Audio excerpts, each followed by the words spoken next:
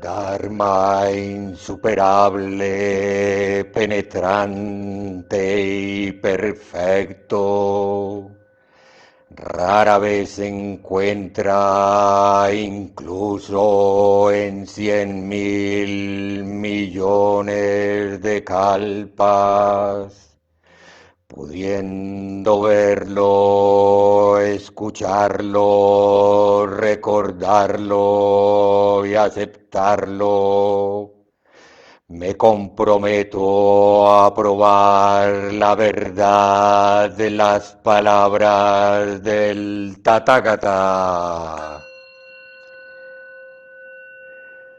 Eh, Buenos días a todas y todos. Vamos a empezar la charla del Dharma, bueno, como siempre, con una mínima presentación. Mi nombre es Sanriqui Jaramillo, sacerdote Zen residente en la sede de la Comunidad Montaña de Silencio de Medellín. Hoy elegí a propósito un nombre que para muchos practicantes del Zen con seguridad resulta muy familiar. Quiero hablar de mente de principiante. Bueno, casi todos recuerdan mente zen, mente de principiante. Y la escogí a propósito porque tal vez lo había visto, pero en días pasados caí en cuenta de que este libro, Mente Zen, mente de principiante, cumple 50 años de publicado. Es decir, me pareció un momento muy oportuno para evocar la esencia del maestro fundador Suzuki Roshi, de nuestro linaje, de la tradición Soto Zen, tal como este maestro la propuso y se ha estado desarrollando en el mundo occidental. No hay un equivalente.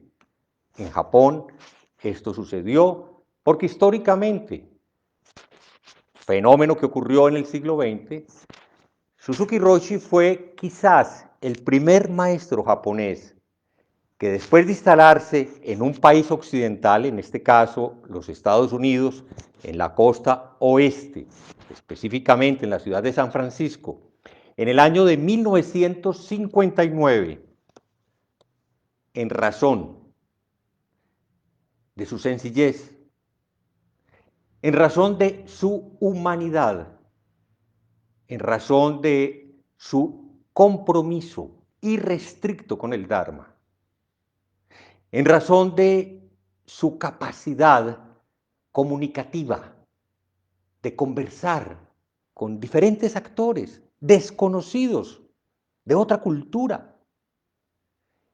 En 12 años de existencia en los Estados Unidos, cumpliendo su misión, logró algo que, según otro maestro japonés, Katagiri Roshi, era imposible.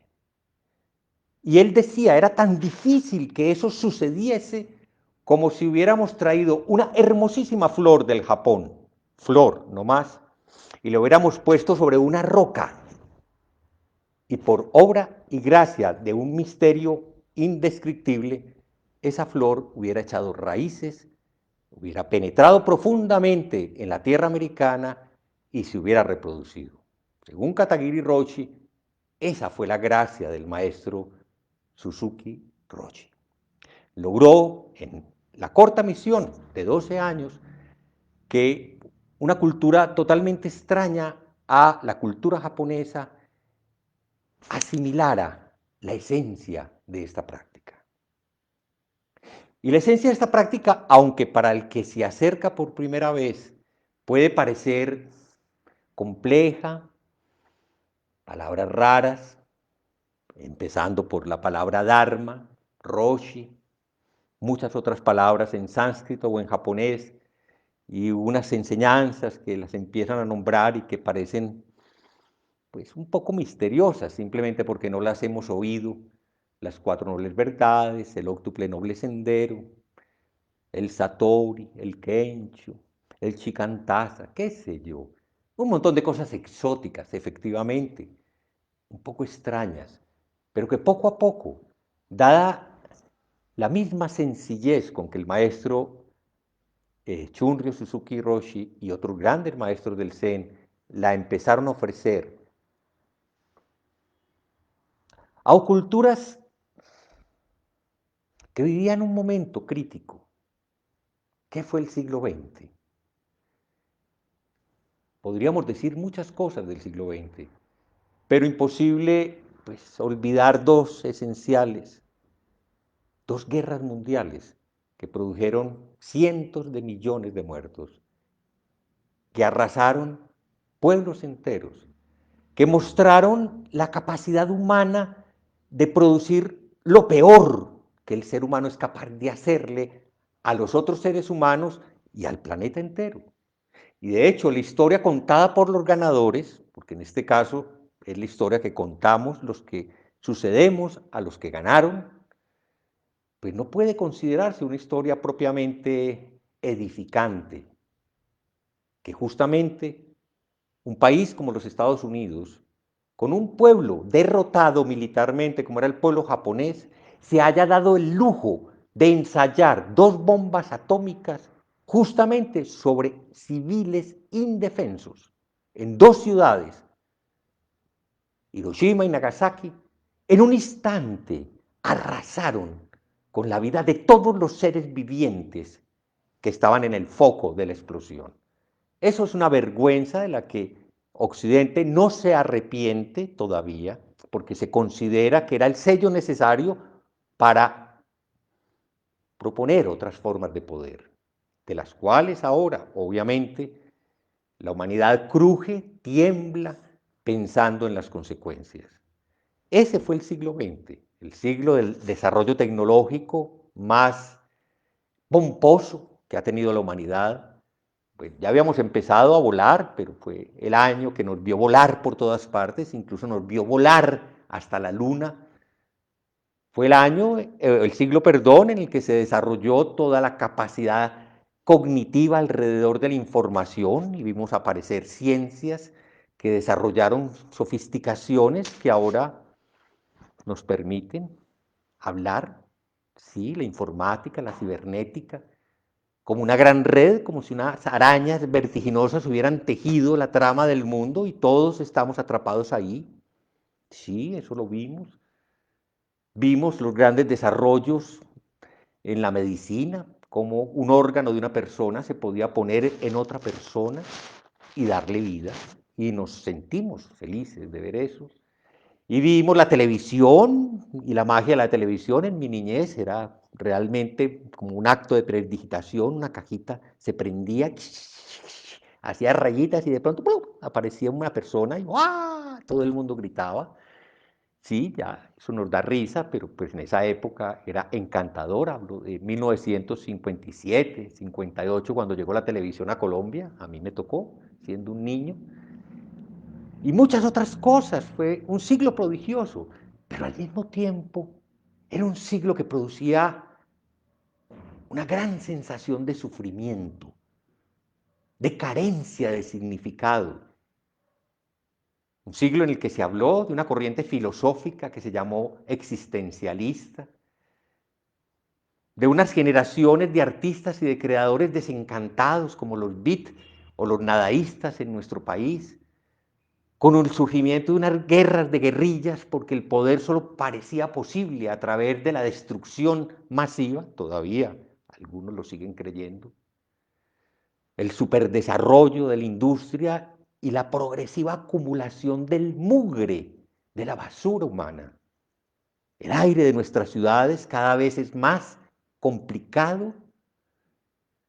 Nuestros ríos son unas cargas enormes de sedimentos y de basuras que destruyen literalmente nuestras costas.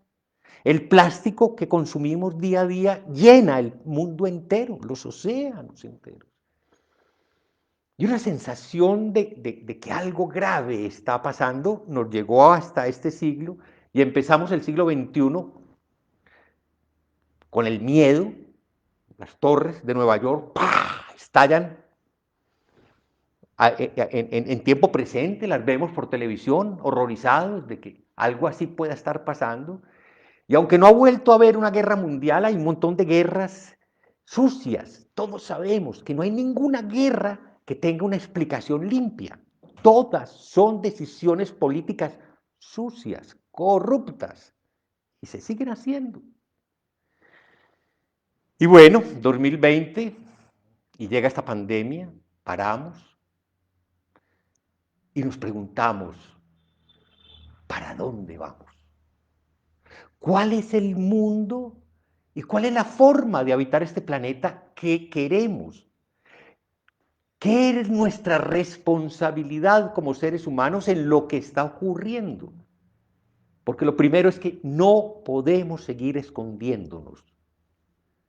Cada uno de nosotros, 8.000 millones de seres humanos, tenemos la posibilidad de asumir la responsabilidad. O tenemos la posibilidad de seguir mintiéndonos y creer que el problema es de los otros, de los políticos, de los empresarios, de los multimillonarios, de alguien que por allá escondido trama la desgracia. Bueno, esos relatos entretienen, pero el problema real es de cada uno de nosotros. Pongo ese contexto porque es ahí donde esta bellísima enseñanza del maestro Suzuki Roshi cobra significado. Y quiero hablar de ella porque yo hago parte de un grupo de personas que la recibió, voy a decir, más o menos tempranamente.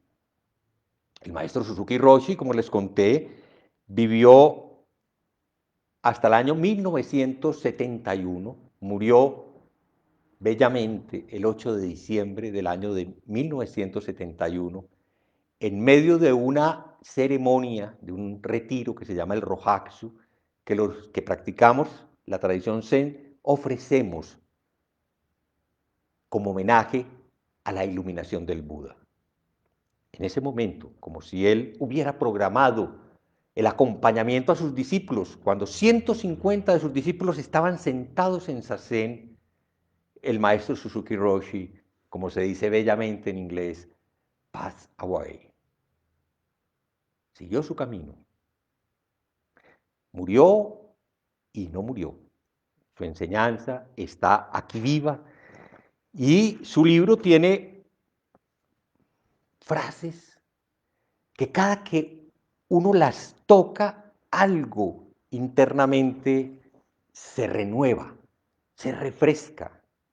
Por ejemplo, dice, en la mente del principiante hay muchas posibilidades. En la del experto, muy pocas. Sí, en un mundo súper especializado hay muy pocas posibilidades de supervivencia. En la mente de los que disfrutan del principio que es cada instante, todo sigue siendo posible. Pero resulta muy duro mantener nuestra mente y nuestra práctica. Si no hacemos un esfuerzo diario por recuperar nuestra mente de principiante, se pierde. Llevo 30 años, como decía el maestro, otro gran maestro de nuestra tradición, llamada Roshi, ofreciendo agua al lado de un río. Muchos llegan a la orilla del río, aprenden mucho sobre la corriente del agua y de cómo fluye, y ya leen libros y conocen toda la teoría de los ríos y las maravillas, y nunca meten la mano en el agua. No saben lo que es el agua realmente. En esta práctica, siempre, lo único sensato, lo único válido es entrar en la corriente. De lo contrario, no pasa nada. De lo contrario, seguimos teniendo creencias, dogmas, verdades, opiniones, puntos de vista. Y eso no produce sino conflictos. Eso no produce sino discriminación, exclusión. Yo sé lo que es, porque lo leí, porque tal persona me lo dijo, porque es que es lo que yo siempre he hecho. Opiniones. Eso no es la esencia de nuestra práctica. el objetivo de nuestra práctica son frases del maestro Suzuki Roshi que estoy leyendo para empezar. Es mantener siempre nuestra mente de principiante, siempre dispuestos a recibir cada instante en su belleza simple, soberana, sin prejuicios, sin críticas, tal como es. Esa es la forma esencial, básica, de transmitirse nuestra enseñanza. Lo importante es no ser dualista, mantener la mente lista y abierta para lo que sea. Sí, el fin del mundo ya empezó. Bueno, no hace un ratico. Desde hace, bueno, el planeta Tierra tiene más de 4.000 millones de años. Desde ese momento empezó el fin de la Tierra. La muerte está segura porque algún día nacimos. Si no hubiéramos nacido, nunca nos moriríamos. ¿Estamos listos para el fin del mundo?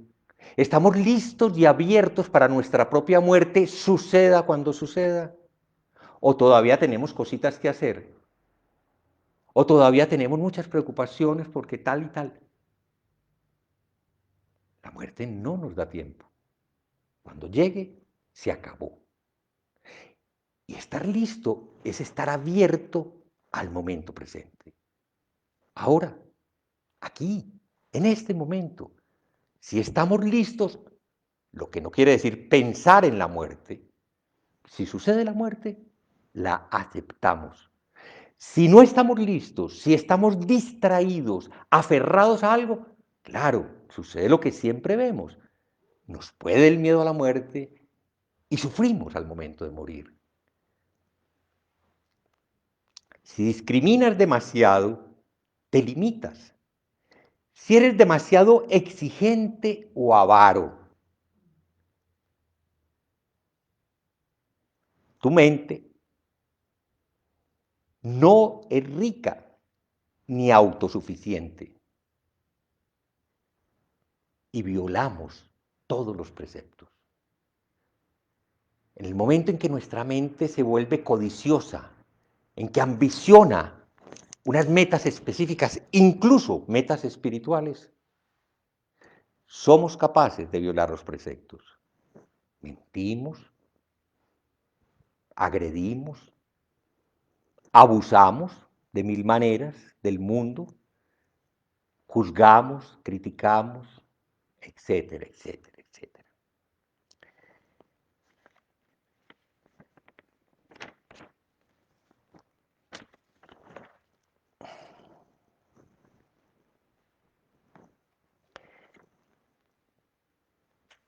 Muchas cosas podría decir sobre el libro de Mente Zen, Mente de Principiante, eh, pero quiero conectarme con el libro desde mi propia experiencia.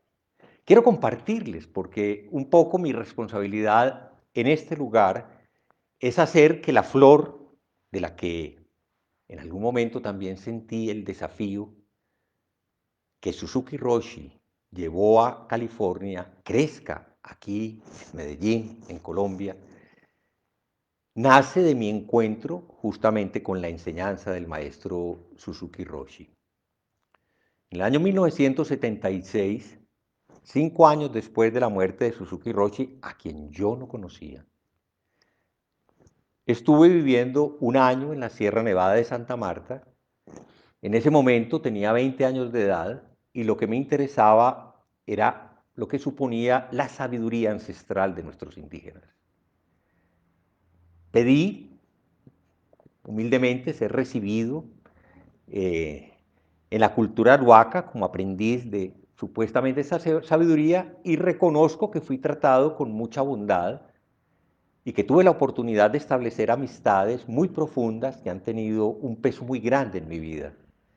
Pero en conclusión, lo que los sabios con los que hablé, los mamas, me dijeron es, no, lo tuyo no es de acá, lo tuyo está allá, vuelve a tu ciudad recibe lo que allá aprendes y después vuelves para que no lo compartas. Sin embargo, me quedé un tiempo, casi un año entero, y en un momento en que sentí que mi vida de alguna manera se borraba, tuve una sensación interna, ahora diría yo como una especie de estado depresivo, en el que no había nada claro, que no sabía si valía la pena quedarme, pero tampoco sabía si valía la pena irme. Aparece un joven, un poco mayor que yo, y por 15 días, este hombre, de lo único que me va a proponer hablar, las conversaciones que vamos a tener en el corazón de la Sierra Nevada de Santa Marta, oh sorpresa, fue el Zen. Nunca me imaginé yo encontrarme allí en esas condiciones hablando de algo que en ese momento, confieso la verdad, más me generaba rechazo que interés. Yo había oído, más que oído, había leído sobre el Zen y veía que muchos autores muy importantes, de los que me gustaban a mí, leían con respeto y hablaban con mucho respeto del Zen. Borges, Octavio Paz, Henry Miller, eh, Claude Lévi-Strauss, bueno, un grupo de... Hasta Lacan, en algún momento supe que estaba interesado en el Zen y luego conocí a unos filósofos contemporáneos, Gilles Deleuze y Guattari, y efectivamente también mencionaban con mucho respeto el Zen. Bueno, yo sabía que el Zen era algo serio. Pero lo que sucedió cuando me llegó a través de una persona viva, alguien que estaba de alguna manera conectado desde el corazón con la esencia del Zen, fue que se me abrió una puerta. Yo tuve literal la sensación de que, y vi con claridad un camino, literal, vi un camino. Un camino que se volvió físico porque en el momento en que este joven se devolvió para Medellín, era de Medellín, yo sentí que era lo que efectivamente, que ya me había dicho uno de los mamas, que era lo que tenía que hacer. Estamos hablando del año 1976, no había internet, no teníamos equipos portátiles, no habían PC, nada, solamente libros. Que en esa época, curiosamente, los libros del Zen eran mucho más comunes que lo que en estos momentos. Ustedes van a una librería y preguntan por literatura Zen y ya uno o dos libros si acaso. En esa época prodigiosa encontrábamos 7 u 8 libros, tampoco mucho, pero se leían libros. Y así fue que empezamos a estudiar el Zen. En el año 1978, una mujer alemana, joven, yo tenía 22, 23 años, ella podría tener un poquito más, vino a Colombia, fue a la Sierra Nevada, llegó con muchas preguntas, no entendió, ella era trabajadora social y estaba muy preocupada por las luchas políticas de los indígenas. Entonces buscó a alguien con quien hablar y un conocido le recomendó que hablara conmigo, nos conocimos, Gaby, una mujer realmente muy bella, tuvimos una corta relación, ella se tenía que regresar, pues ninguno de los dos quedó atado, pero sí quedamos con mucha simpatía. Cuando ella regresó a Alemania, a los 3 meses me llegó por correo un libro dedicado que decía, sé que este libro va a ser muy importante en tu vida. Ese libro era Mente Zen, Mente de Principiante. Curiosamente me llegó en francés y desde que abrí la primera página, efectivamente sentí que el Zen se volvió algo tangible. Por fin sentí que el Zen no era una cuestión de literatura, de lo que le contaban a uno de los otros, sino que era un asunto de práctica, de realización en la vida diaria. Y obviamente, como estaba en francés, mi tarea en ese momento fue traducirlo. Lo traduje, traduciéndolo, al final del libro salía la dirección del San Francisco Zen Center. En el año 1979 escribí una primera carta y tuve respuesta, una correspondencia que duró varios años, con la que era la secretaria del Zen Center entonces, se llamaba Zenkei Blanche Harman. En 1981, ese libro lo publicó, la traducción que nosotros hicimos, sin legalidad, la Universidad de Antioquia. Por mucho tiempo la ilegalidad aquí era un oficio todavía sigue siendo un oficio muy corriente, ahora tal vez con los libros es más difícil.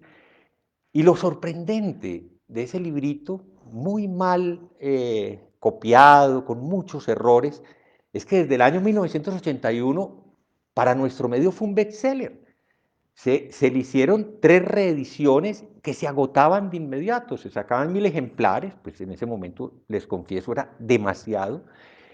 Y para el año 1989, después de haber intentado conocer a un maestro viviente en Francia, el maestro Tyson de Shimaru, cuando estuve en Francia, hacía unos 7, 8 meses, él ya había fallecido, no tuve oportunidad, pero regresé, eso fue en el año 82, y a los 7 años conocí a un discípulo de Tyson de Shimaru, un profesor del Zen que se llama Reitai Lemor, André Lemor, que se había radicado aquí en Colombia y que me mandó a decir a través de un conocido que quería conocerme porque él estimaba y respetaba muchísimo las enseñanzas del maestro Suzuki Roshi, especialmente ese libro, Mentes en Mente de Principiante. Entonces yo empecé, finalmente, después de un largo proceso, en 1976 se me abre la puerta del Zen, en el año 1981 publicamos en Colombia la primera edición de Mente Zen, Mente de Principiante. En el año de 1982 voy a Francia, anheloso de conseguir, conocer a un maestro viviente y no puedo. Y en el año 1989 conozco personalmente a este monje francés y iniciamos el primer grupo de práctica del Zen en la ciudad de Medellín. Con espíritu de principiantes, era una comunidad realmente muy entusiasta. Para los que conocen y vivieron la historia de Medellín, este es un momento crítico en el que ya se ha intentado hacer una primera negociación de paz, donde ya habíamos pasado por unas cosas espantosas, el deslave que sepultó Armero, la toma del Palacio de Justicia, algo patético, que lo vimos en televisión, terrible, y un intento de negociación que permitió pues que bueno, algunas de las facciones de los grupos guerrilleros se rehabilitaran, otras no.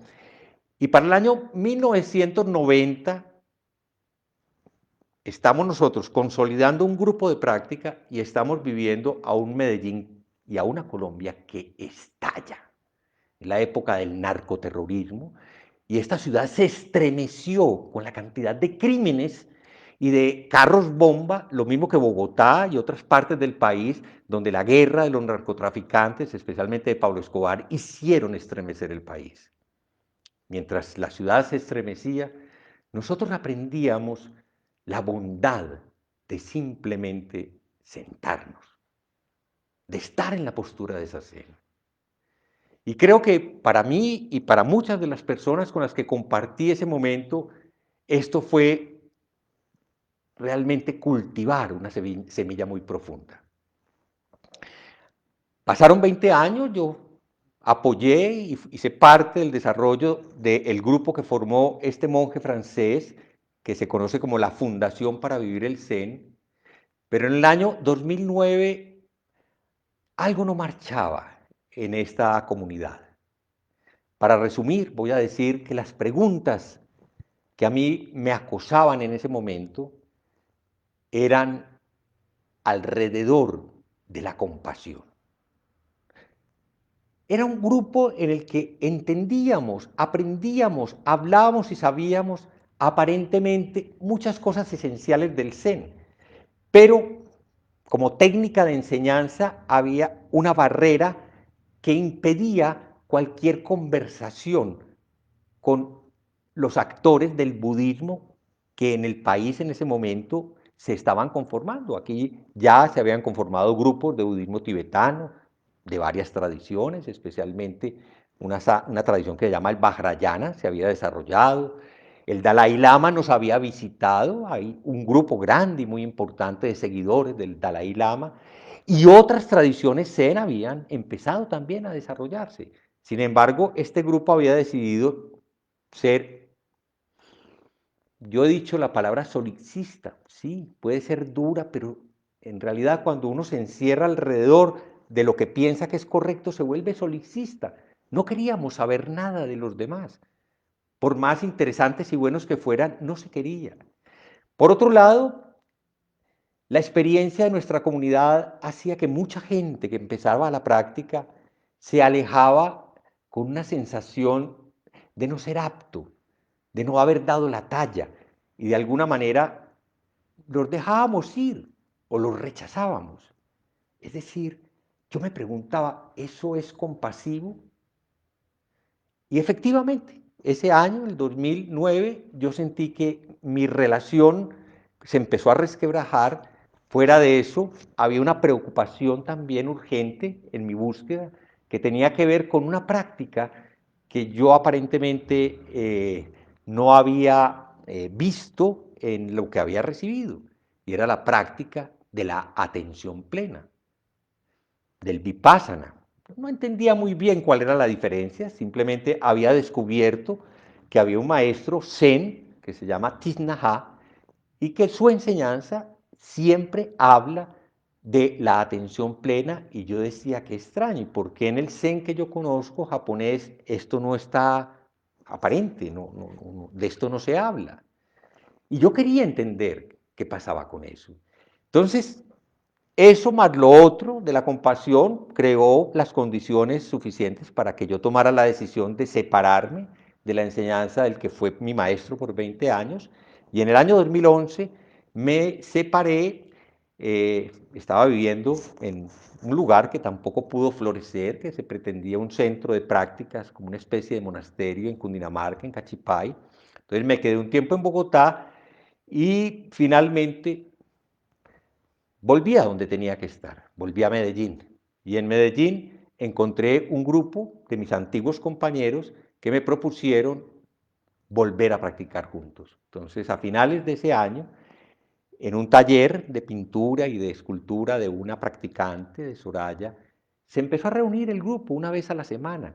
Un lugar un poco extraño, teníamos que mover cosas cada que nos íbamos a sentar, limpiar un piso de cemento irregular. Pero bueno, estaba ese espíritu de simplemente sentarse, y era bello ver cómo otras personas querían hacerlo.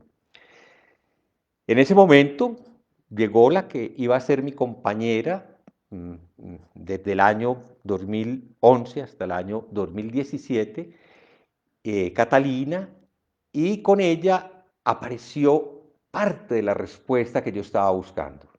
Resulta que Catalina estaba muy interesada en la práctica del budismo, pero de la tradición Insight, que es muy parecida a la del Vipassana, pero que no depende de lo que aquí conocemos como Vipassana, que son las prácticas y enseñanzas del maestro Goenka. Ella escuchaba por internet las charlas de un maestro muy bello. Yo no entiendo muy bien el inglés hablado, pero cuando lo escuchaba había algo en su voz que me fascinaba, Gil Fronsdal. Y ella oía y oía y oía sus charlas de manera incansable. Y yo le propuse que fuésemos a conocer a Gil y aprovecháramos y visitásemos la sede del San Francisco Zen Center, es decir, el lugar en el que el grupo de discípulos del maestro Suzuki Roshi había mantenido y desarrollado su enseñanza. Entonces, en el año 2014 hicimos el primer viaje a los Estados Unidos y tuvimos, y sobre todo, pues yo, la oportunidad de conocer a Gil Fronsdal y de conocer los centros de práctica urbanos y semiurbanos del San Francisco Zen Center. Esto fue una experiencia definitiva. Hubo una revelación, bueno, yo ya tenía información de eso, pero que cuando ya lo conocí personalmente, para mí fue muy conmovedora, y fue descubrir que el maestro Gil Fronsdal era un maestro zen reconocido que había recibido la transmisión, decía, un maestro que tenía la certificación para enseñar el zen, pero que sin embargo había conocido el budismo Theravada visitando países del sudeste asiático, Birmania y Tailandia, y allí se había formado como maestro Theravada, y luego en los Estados Unidos había terminado su formación alrededor de otros maestros, estos norteamericanos, especialmente con Jar Confield, donde se le habían dado también la legitimación para ser maestro de la tradición Insight. Entonces él es el cabeza visible con Andrea Fela de un grupo que se llama el Insight Meditation Center, Pero al oírlo, evidentemente, se siente el calor del que no tiene temor de reconocer el sabor único del Dharma.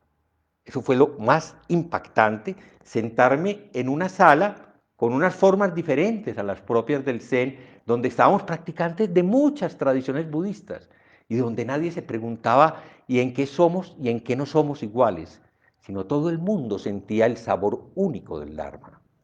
Lo mismo sentí cuando llegué a la sede del San Francisco Zen Center y dialogaba con las personas y veía las actividades, veía que un día el profesor que daba la clase era de tradición tibetana, al otro día era un invitado inside, al otro día se hablaba de atención plena o se recitaba el sutra del amor bondadoso y no había conflicto, pero había una claridad y era que las formas propias de la tradición Soto Zen que había transmitido el maestro Suzuki Roshi eran las que servían para nuestra práctica.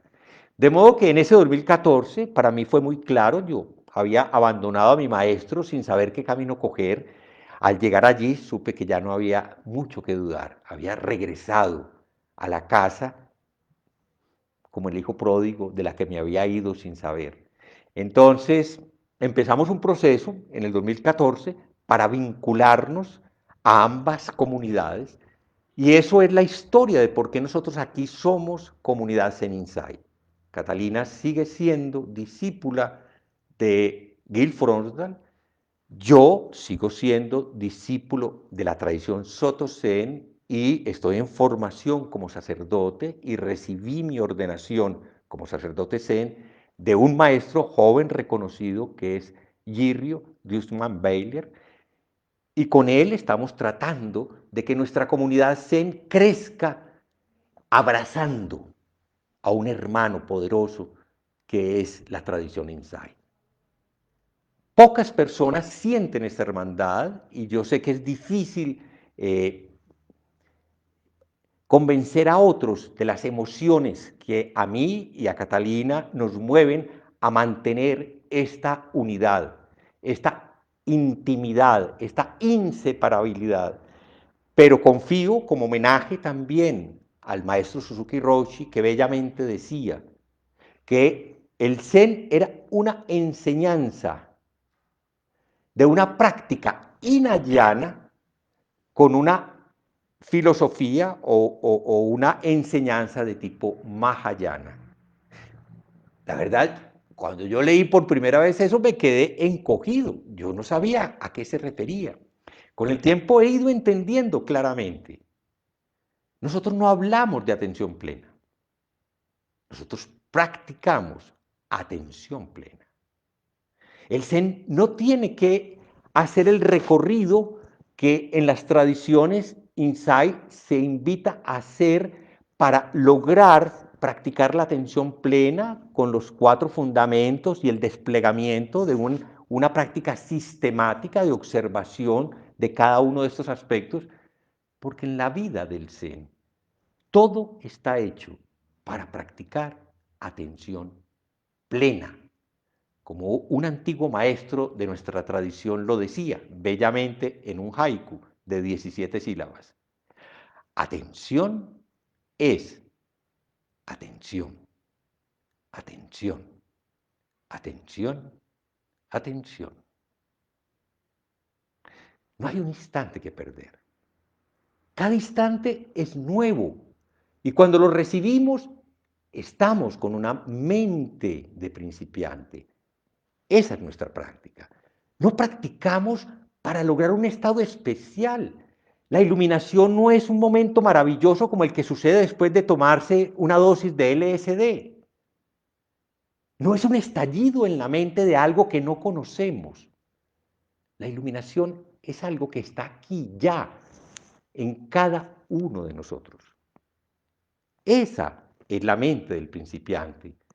No la que busca una meta, no la que va detrás de un logro, sino la que acepta que incluso en lo que no nos gusta, incluso en los conflictos y en el sufrimiento que nos generan, la iluminación está presente.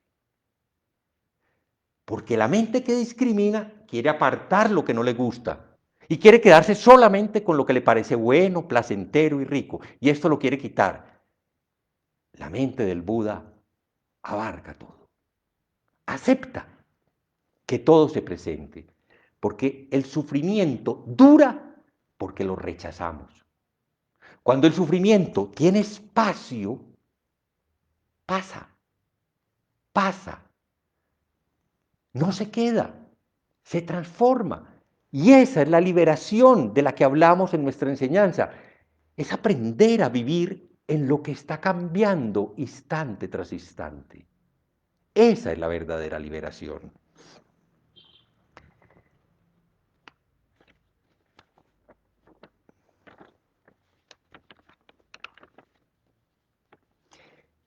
Entonces, a partir del año 2014, vivimos un proceso de conformación como Sangha, filial del San Francisco Zen Center.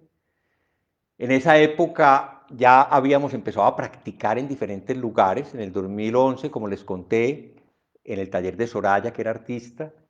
Desafortunadamente ella tenía un cáncer de mama y a consecuencia de ese cáncer le hicieron unos tratamientos que probablemente desencadenaron una leucemia agresivísima de la que se dio cuenta en una sechín que habíamos hecho en noviembre del 2011.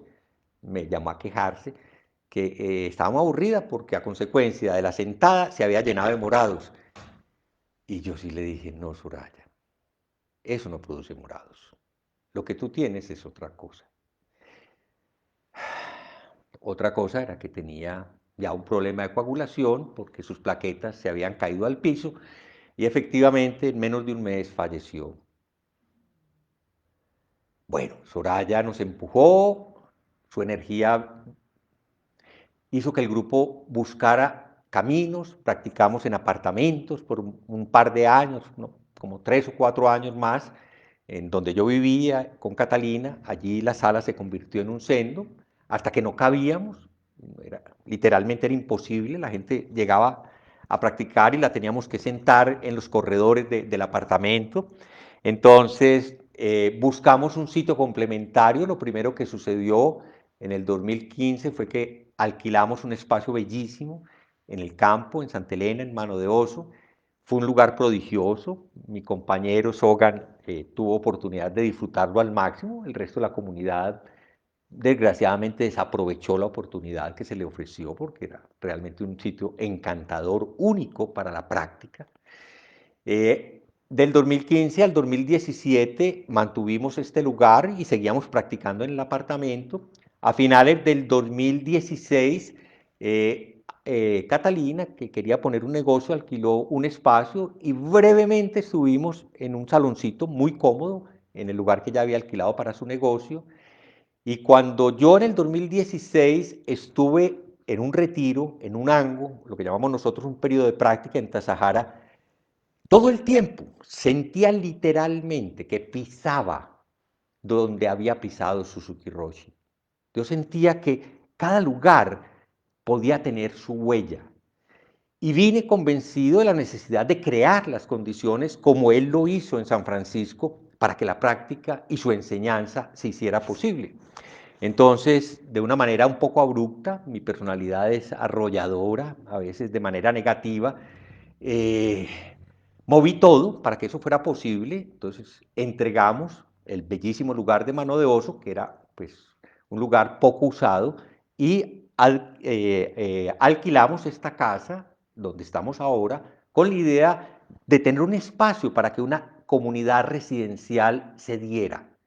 Porque en el Zen la verdadera práctica es face to face, como se dice bellamente en inglés, o ichin de chin, como se dice bellamente en japonés. De mi corazón, mente, a tu corazón, mente. Presentes. Así se da la verdadera práctica del Zen. Yo valoro muchísimo y la verdad nuevamente de forma arrolladora, tan pronto apareció esta pandemia, jalé todo para que estas transmisiones fueran posibles, no solamente por Facebook, sino por el resto de plataformas que hemos usado, Zoom y ahora Google Meet, porque considero muy valioso que todo el mundo que quiera se pueda acercar a la práctica. Pero todo pasa. La impermanencia es la ley central la característica central, una de las tres que nos ofreció el Buda. Esta pandemia está pasando. En la ironía de esta pandemia, uno de los negadores de ella está en estos momentos, espero que no en unidad de cuidados intensivos, pero está hospitalizado, presidente del país que se pretende más importante del mundo, donde de manera irónica es que más casos han ocurrido y más muertos han ocurrido. Donde debería no suceder, está sucediendo. Ironías, algo nos está diciendo la forma en que esto está aconteciendo sobre nuestra condición humana. Bueno, estamos entonces ante una realidad que nos obligó a aprovechar los recursos tecnológicos, pero no nos vamos a quedar aquí. Esto es transitorio. No le negaremos el espacio de comunicación a quienes con todo derecho lo han adquirido. Agradezco enormemente personas que desde otras ciudades de Colombia o de otros lugares del mundo se conectan a nuestras actividades. A mí eso me parece, wow, increíble. Qué bello tener una comunidad que se extiende por el planeta entero. Pero queremos volver a la práctica presencial. Queremos volver a cultivar el espíritu de principiante, la mente de principiante, con cada uno de ustedes, con cada persona como el grupo que está hoy aquí presente, dispuestos a empezar. Instante tras instante, empezamos. Instante tras instante, terminamos. Instante tras instante, empezamos. Instante tras instante, terminamos. Ese es el juego de la vida. Aprender a terminar completamente para poder empezar completamente. Ese es el camino. Bueno, un homenaje al maestro Suzuki Roshi, que de la manera más bella, humilde, sencilla y cariñosa nos dejó este legado. Homenaje a todos sus discípulos, hombres y mujeres, que sintieron la esencia de su enseñanza y la han sostenido por todos estos años. Homenaje al gran maestro Mel Weisman, nuestro abuelo del Dharma, que en estos momentos está terminando su vida con un cáncer de hígado y sin embargo sigue a los casi 90 años ofreciendo una enseñanza bellísima para todos, para todos. Él no pone límites, él sabe que esta enseñanza es para todos los que la quieran y la asuman responsablemente. Homenaje al maestro Reb Anderson, a la maestra Blanche Harman, que murió hace 2 o 3 años, a la maestra Eijun Katz, Linda Katz, que ha creído en nosotros y que nos ha apoyado. Homenaje a todos los grandes maestros y maestras del San Francisco Zen Center que en su corazón tienen un espacio para nosotros. Homenaje a cada uno de ustedes por creer en este camino. Bueno, esto era lo que quería hablar y ahora lo que quiero es responder a preguntas, de modo que les damos tiempo para que las preguntas de los que están conectados, que me sorprende porque se me olvidó anunciar esta charla, la anuncié hace 2 horas nomás, disculpen ese olvido, pero veo que hay conectadas casi 30 personas, uy, increíble, más las personas que están acá, maravilloso, esto es un público enorme. De modo que si ustedes quieren empezar con las preguntas de lo que hicimos un curso de introducción, de lo que vivimos como experiencia de la práctica, pueden empezarlo. Sí, una pregunta. Guillermo, adelante. No, ¿cuántas veces puede meditar en el día? ¿Las que uno quiera o no tiene límite? A ver, una cosa es sentarse en sasé, otra cosa es no estar desatento. ¿Cuántas veces al día quieres mantener tu mente desatenta?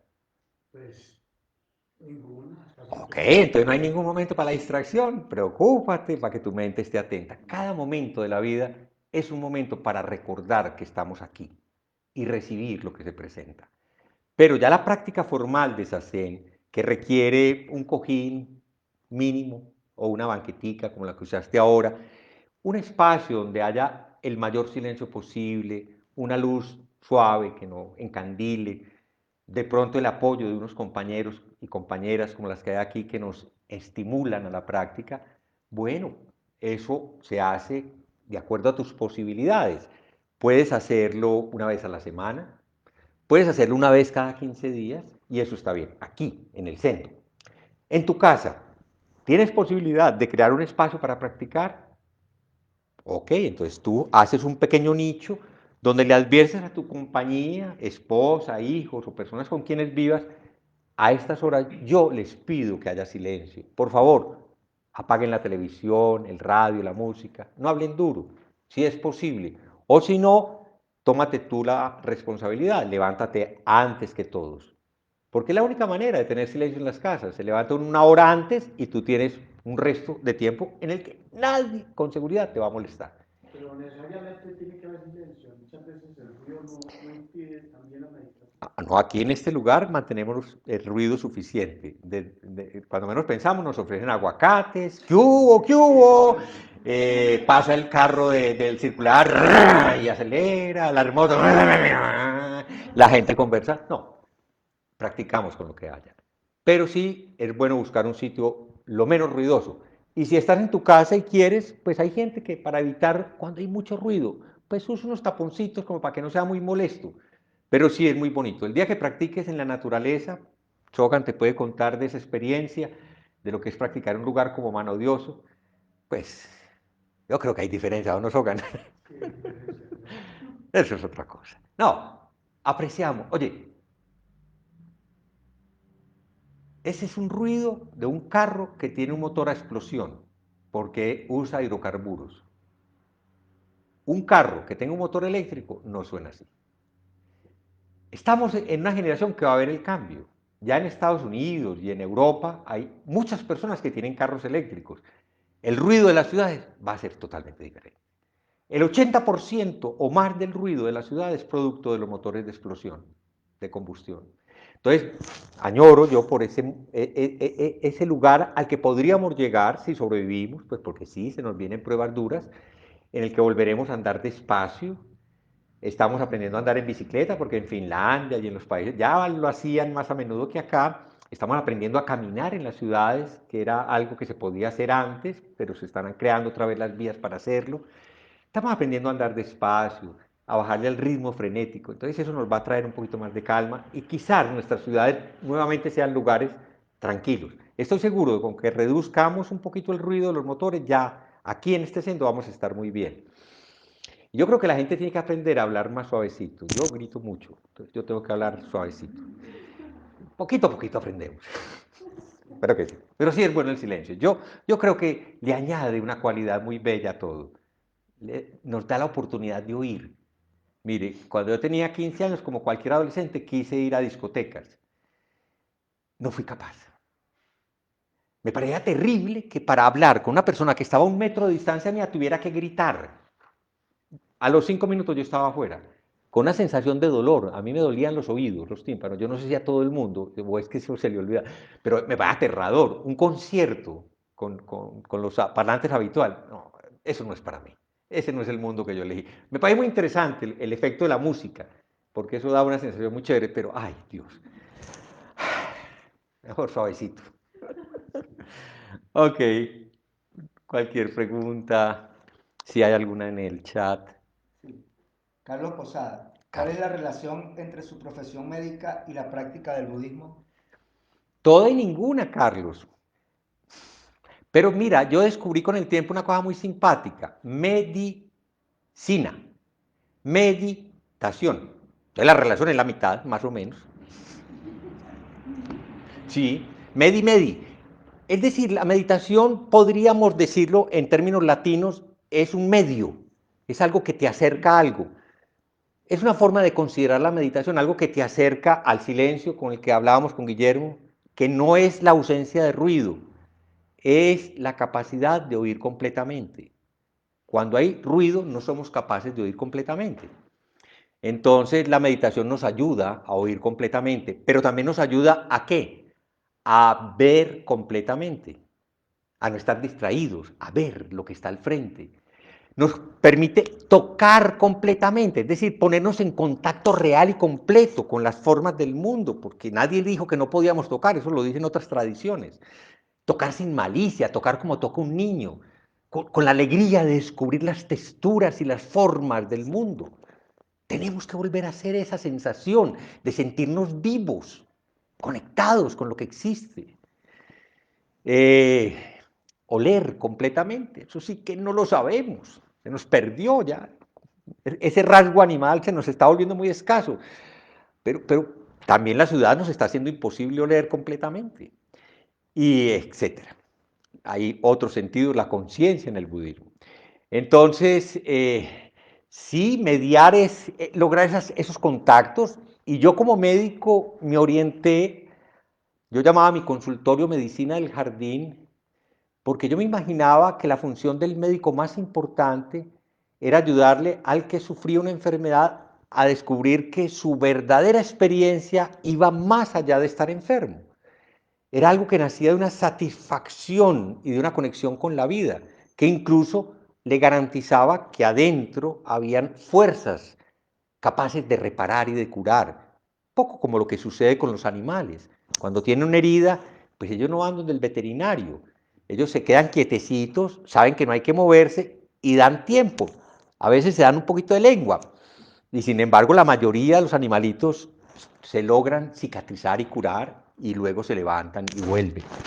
Sí, los humanos añadimos la sabiduría médica y ya podemos operar a ese animalito que tenía, era una peritonitis y que no se iba a salvar solito, o al humano, y eso está bien, y yo creo que hay una acción compasiva, yo creo que también la medicina, en el fondo, porque muchos médicos no logran conectarse con eso, es el oficio de la compasión. Yo creo que sí, el médico está listo o debería estar listo para servirle al que sufre. Entonces tal vez eso me conecta, me mantiene, y lo otro que tenía la medicina, que desde el comienzo supe, era algo que me obligaba a pensar desde la muerte, desde el sufrimiento. Entonces yo eran preguntas que ya tenía y que obviamente en el budismo se volvieron mucho más profundas y más fuertes. Entonces, sí, mi vida se acompasó, el lugar de práctica era además mi consultorio, entonces yo sobreviví dignamente con un consultorio particular al tiempo que podía dirigir las prácticas del Zen en un salón al lado. Entonces mi vida se ha transcurrido muy conectada. Y bueno, en el budismo tibetano, como ustedes conocen, hay mucho interés en la medicina, y en el Zen también. Hay tradiciones de médicos practicantes que saben mucho de plantas y de las tradiciones chinas, pero no es que sea una meta específica del budismo, pero el Buda azul del budismo tibetano es el Buda de la medicina y está bien, ofrece lo mismo que el médico, ayuda al que lo necesita. Pero, haberte respondido, Carlos. Nati Mesa, preciosa Nati. historia. ¿Cómo puede uno estar en atención constante, sin expectativas, sobre todo cuando las sobrecarga del día a día, la situación política y, en fin, tantas cosas que llegan a la mente? Nati Mesa. Nati, a todos a través de las puertas de los sentidos. Afuera hay una señora vendiendo. Si yo hago el esfuerzo de escucharla, quizás termine escuchando que me está ofreciendo verduras y me pongo a pensar y de pronto digo, ¿será que necesito verduras? Y me conecto y hago una historia y salgo y le compro verduras. Así es el mundo, nos está llamando y las puertas de los sentidos están abiertas para que respondamos a los estímulos del mundo. Entonces, tú eres la que eliges qué puertas tienes abiertas, a qué horas y para qué. Entonces, si tú ves noticieros, no, pues vas a pensar todo el día, como pienso yo, en Trump y en el presidente de Colombia y en las masacres y en los líderes sociales y eso no para. Es tu decisión seguir cargando eso. Cargarlo te ayuda a resolver los problemas tuyos, te trae paz interior, ayuda a resolver los problemas de los otros. Creo que no. ¿Qué nos ayuda? Sentarnos y soltar. Entonces, la única manera de lograr lo que tú quieres no es desde el propósito, no es desde la voluntad. Nati, no hay otro camino. Siéntate, practica más a menudo. Y cada que te sientes y te des cuenta de que tu mente está atrapada por un montón de condicionantes externos, date cuenta de que estás atrapada y suéltalos. Esa es la única manera. Llegará el día en que tú salgas y todos esos ruidos de afuera te acosen y tú no te dejes arrastrar como habitualmente lo haces. Creo que es la experiencia de los practicantes juiciosos que llevan muchos años haciéndolo. Se lo escuché a Gil Frordal hace 6 años, cuando fui la primera vez. Él decía que él era un enfermo por leer noticias y que tuvo que dejar de leerlas porque se daba cuenta de que su mente lo único que hacía era seguir y seguir y seguir los rollos de las noticias. Entonces, no, tómatelo con calma. No te critiques. Básicamente es algo que hacemos todos porque están ahí. Antes las noticias nos las traían personajes. Hoy en día las estás oyendo, vas en el bus y está el noticiero en la radio, llegas al restaurante y el noticiero está prendido, llegas a la casa de fulanita y todo el mundo está hablando de los acontecimientos. No tenemos escapatoria. Pero practica, eso sí puedes hacerlo. Mientras más tiempo de práctica tu cuerpo experimenta, más posibilidades hay de que sueltes. Y esa es nuestra tarea, soltar, dejar ir, soltar, dejar ir. Darnos cuenta y dejar ir. Ánimo. Julio Bueno, Don Julio. quisiera pedirle el favor de orientarme sobre el concepto del maestro Suzuki Roshi, de que cuando no se abriga ningún pensamiento de logro es cuando se llega a ser verdadero principiante. Claro. Mira, Julio, ¿en qué hemos sido educados?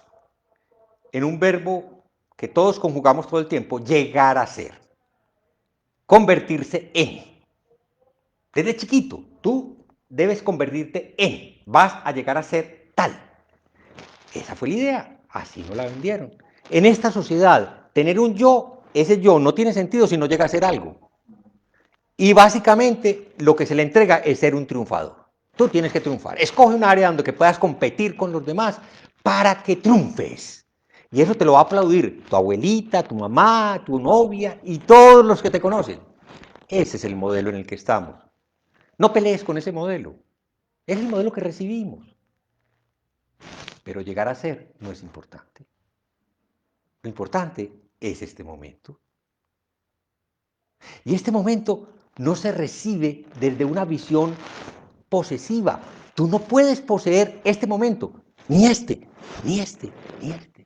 Solo puedes estar ahí y ver cómo pasan. Entonces no es la mente de llegar a ser. Entonces sí, todos los practicantes tenemos la mente del llegar a ser, la mente de los logros, la mente del beneficio y del provecho, pero practicamos para vivir a pesar de eso. Eso está ahí. Y está esto otro. Y poco a poco esto otro se puede volver cada vez más grande. Quizás nunca desaparezca esas locuras del yo, pero ese yo de pronto afirma por tu hombro y dice, oye, tú estás viviendo mejor que yo. Y tú simplemente le dices, claro, hermano, es que como estabas tú, estábamos jodidos. Yo creo que eso es lo único que podemos hacer, Julio, por mucho tiempo, probar lo que no se logra, lo que nos es dado, no lo logramos, nos lo están dando todo el tiempo. Mira, esta bocanada de aire yo no la logré, me la dieron. Todo nos lo dan. Y con gratitud lo recibimos y lo apreciamos. Laurita Robledo. Oh, Laurita. Partiendo de la premisa que es importante el silencio durante la meditación, ¿cuál sería la diferencia de atención plena durante la meditación y la vida cotidiana? Bueno, que si tú practicas atención plena en el ambiente apropiado, tienes la cualidad del silencio. Cuando estás en la vida diaria, tienes la cualidad del ruido. No lo rechaces, no pelees con él. Trata de estar atenta ante el ruido. Claro, me vas a decir, yo lo sé, es terrible, es muy difícil. Sí, pero vuelve a tu práctica en silencio y fortalece tu capacidad de observación. Y bueno, sí, a veces hay que ir a donde el vecino y tocarle la puerta y decirle, oye, es que son las 2 de la mañana y la rumba tuya está muy buena, pero mira, es que yo estaba dormido o tratando de dormir. Bueno, nos toca de alguna manera negociar con el mundo. No que nos pase eso que pasó en Barranquilla, miren que yo sí leo noticias, de una pediatra que hizo lo mismo de un vecino y la agarró a puños. Historias de este país. Bueno, quién sabe de qué forma también fue el reclamo, Uno podría también entrar a la fiesta si lo invitan. ¿Qué más hace uno? Ya a las 2 de la mañana, sueño perdido, puede tocarlo. No, yo creo que con el ruido que no producimos nosotros nos toca ser compasivos. Bueno, también con el ruido que producimos nosotros nos toca ser compasivos. Pero nos toca trabajar, Laurita, poniéndonos de acuerdo con los que podamos para bajarle a la intensidad del ruido, para practicar el silencio cada que podamos. Nuestro lugar ofrece o nos invita al silencio. Cada que podemos tratamos de recordárnoslo y practicamos el silencio. Entonces, si no pongamos un mundo al otro, simplemente entendamos que nosotros, los practicantes de la enseñanza del Buda, apreciamos el silencio y ofrecemos el silencio. El mundo, que es mayoría, nos ofrece ruido. No peleamos. Simplemente les decimos, miren, nosotros les damos esta cochita, una bobadita, a ver si les gusta. Quizás no. Estoy seguro de que mucha gente se va a horrorizar, que lo he oído. Ustedes que hacen tanto tiempo sin hablar. Bueno, no hay necesidad de pelear con nadie. Yo disfruto del silencio, también disfruto de hablar.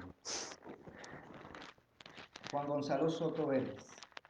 Hola, apreciados Enrique. Entonces, lo fundamental no es luchar por llegar a ser, simplemente vivir con atención plena para poder ser en el sentido integral. Claro que sí, Juan. Aprovecho para dar el chisme, compañero mío médico, amigo desde hace muchísimos años, estudiamos juntos y luchábamos por llegar a ser, llegábamos, bueno, teníamos ideas diferentes y efectivamente hemos llegado a hacer algunas cosas, sí, yo soy padre, tuve pues no una, varias relaciones, ahora tengo otra, llegué a ser pues, espero yo, mejor compañero ahora que antes.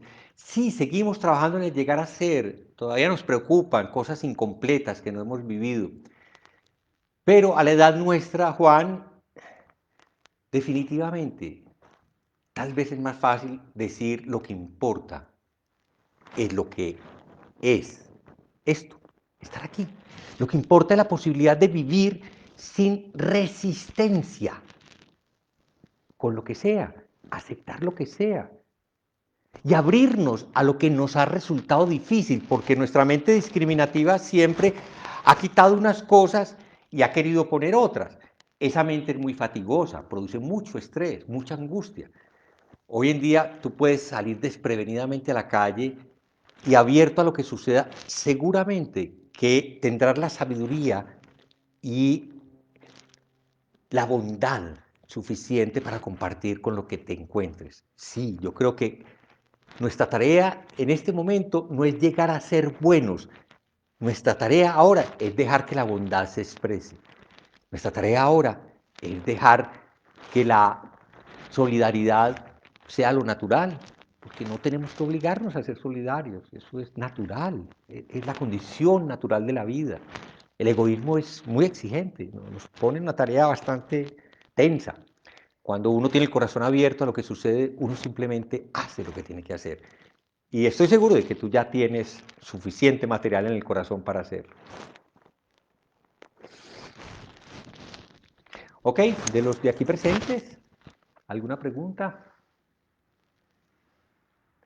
Hoy tenemos una audiencia muy distinguida, tenemos, bien pronunciado se debería decir ira, pero yo digo que no quiero decirle ira porque es que en español ira suena muy duro, pero bueno, decimos en español suavemente, Ida vino de Finlandia, qué alegría tener a alguien de Finlandia con nosotros, es muy bello, realmente las condiciones que ofrece el mundo, y en particular el budismo, porque en el budismo hablamos un lenguaje absolutamente universal, común. Yo creo que de lo que hemos hablado acá lo hablan los jóvenes y los mayores en Finlandia. Gil Frondal es noruego, él es de origen noruego, pero desde muy joven, radicado en los Estados Unidos, Italia, Estados Unidos, entonces pues, ahora es ciudadano americano. Bueno, también teníamos la presencia de un hermano venezolano. ¿Cómo se volvió de grande? La Gran Colombia. Los colombianos se fueron para Venezuela hace como 30, 40 años y poblaron buena parte de Venezuela y ahora compartimos con 2 millones de venezolanos, desgraciadamente muchos en muy malas condiciones, luchando por sobrevivir en un país que estaba en mal momento, pero bueno, porque estamos todos como mirándonos como enemigos. Qué tristeza. País partido, y los del lado de allá, y los del lado de acá, qué tristeza. Bueno, ojalá todo eso cambie. Bueno, muchas gracias a todos. Si hay alguna pregunta o si no, aprovechamos y podemos despedirnos.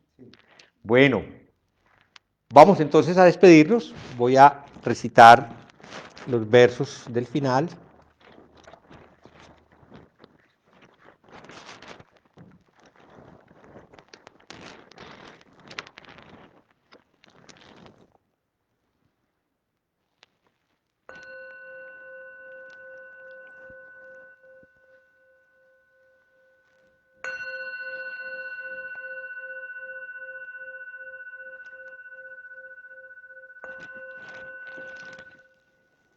Que nuestra intención se extienda por igual a cada ser y lugar con el verdadero mérito del sendero del Buda.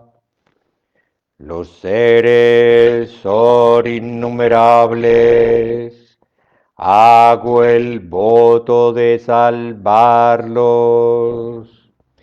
Las ilusiones son inextinguibles, hago el voto de terminarlas. Las puertas del Dharma son infinitas,